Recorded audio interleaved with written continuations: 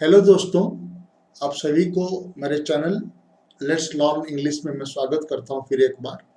आपको याद होगा तो लास्ट लेसन हमारा जो थर्ड लेसन जो था उसमें हमने ये चर्चा किया था कि जो अंग्रेजी में जो उपलब्ध जो है आपका वीडियो लेसन्स हो गया, मूवीज हो गए, आपके टीवी प्रोग्राम्स हो गए, ये सबको हम कैसे व्यवहार कर सकते हैं या इस्तेमाल कर सकते हैं अंग्रेजी सीखने के लिए। आज का जो वीडियो है, इस वीडियो में हम देखेंगे जो प्रिंटेड मटेरियल, जो मुद्रित सामग्री जो है, पठन सामग्री है, उसमें से हम कैसे अंग्रेजी सीख सकते हैं। जो प्रिंटेड मटेरियल्स के बारे में जब हम बात करते हैं तो बहुत अलग अलग तरह का मटेरियल हमारे सामने हम देखते हैं। जैसे कि आपका टेलीफोन बिल हो सकता है, इलेक्ट्रिसिटी बिल हो सकता है, आपका कोई भी पम्पलेट हो सकता है, चॉकलेट का रैपर हो सकता है, स्टोरी बुक हो सकता है, कॉमिक हो सकता है, कोई भी टेक्स्ट हो सकता है जो कि इंग्लिश इंग्लिश में जो छपा हुआ है। ओके, लेकिन एक चीज आपको ध्यान रखना होगा, आपको ऐसे मटेरियल चूज करना है जो मटेरियल की आपको सहज उपलब्ध है, जो कि आपको अट्रैक्टिव मतलब आपका आकर्षित करता है वो आपको, और सबसे इम्पोर्टेंट क्या है, वो आपको दिल को छूता है, मतलब इंटरेस्टिंग भी होना चाहिए। जैसे कि चॉकलेट रैपर कोई भी सोच नहीं सकता कि चॉकलेट रैपर को यूज करके कोई इंग्लिश कैसे सीखे। जैसे चॉकलेट का जो ये है रैपर जो है हमारे हाथ में है, तो उसको लेके हम अलग अलग तरह का सवाल कर सकते हैं। जैसे कि चॉकलेट का नाम क्या है, चॉकलेट का रेट कितना है, चॉकलेट कहाँ पे मैन्युफैक्चर किया गया है, चॉकलेट में बनाने में क्या क्या इंग्रेडिएंट्स यूज किया गया है, ये सारी चीज़ें हम सवाल कर सकते हैं।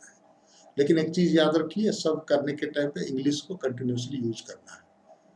ओके, और जैसे कि इंग्रेडिएंट्स मैंने जो शब्द यूज किया, मतलब यहाँ पे क्या क्या सामान यूज किया गया है, तो उसको ऐसे याद रखने से नहीं होगा, उसको आपको देखना होगा कि इंग्लिश में एग्जैक्टली उसका मीनिंग क्या है।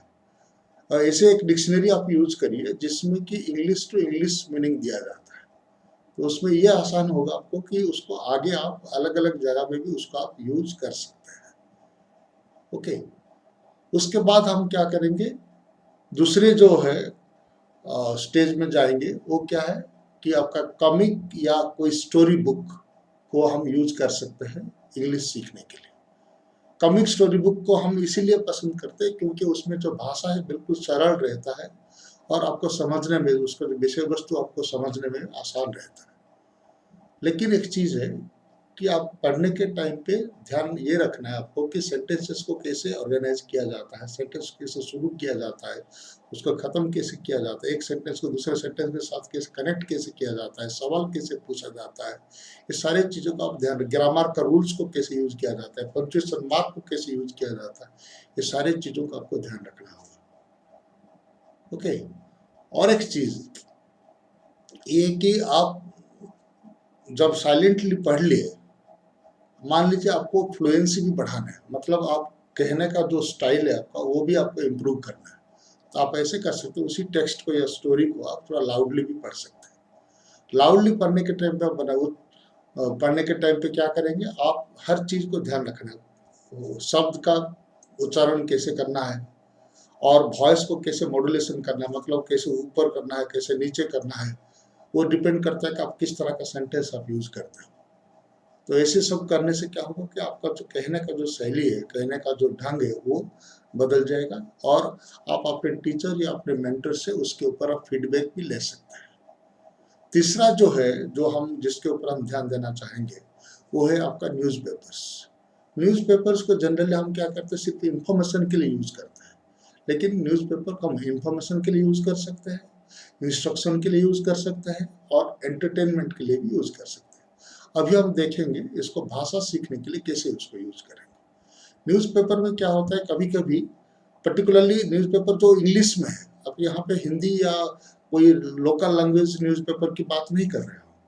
न्यूज़पेपर में कभी कभी जो डिफिकल्ट वर्ड्स आते हैं, डिफिकल्ट एक्सप्रेशन आते हैं, उसको नोट करके रखिए। किसी एक अच्छा डिक्शनरी है, जैसे अभी बताया था मैंने, ऐसे डिक्शनरी होना चाहिए कि इंग्लिश टू इंग्लिश डिक्शनरी होना चाहिए, तो ऐसे डिक्शनरी से उसका मीनिंग निकालने के लिए कोशिश करिए, या जो कंटेक्स्ट है, कंटेक्स्ट से उसका मीनिंग निकालने के लिए कोशिश करिए। वो नहीं हो पाता है, तब जाके आप कोई टीचर के या किसी मेंटर का या कोई भाई या बहन जो भी है, आपका कोई अच्छे फ्रेंड है जो इंग्लिश में जिनका दक्षता है, उनसे आप मदद ले सकते हैं।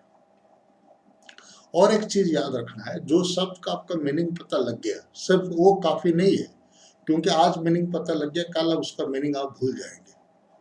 सबसे इम्पोर्टेंट चीज क्या है कि ये जो नया शब्द आपने सीखा है, नया एक्सप्रेशन सीखा आपने, उसको अलग अलग कंटेक्स्ट में, अलग अलग परिस्थिति में उसको यूज करना है या इस्तेमाल करना है। तभी जाके क्या होगा, धीरे धीरे आपका जो लैंग्वेज का जो स्टॉक है वो उसका एक हिस्सा बन जाएगा, और धीरे धीरे आप नेचुरली, प्राकृतिक रूप से उस शब्द या उस एक्सप्रेशन को आप भविष्य में यूज कर पाएंगे। तभी जाकर आपका क्या होगा, आपका अंग्रेजी का जो ज्ञान है आपको बढ़ता जाएगा।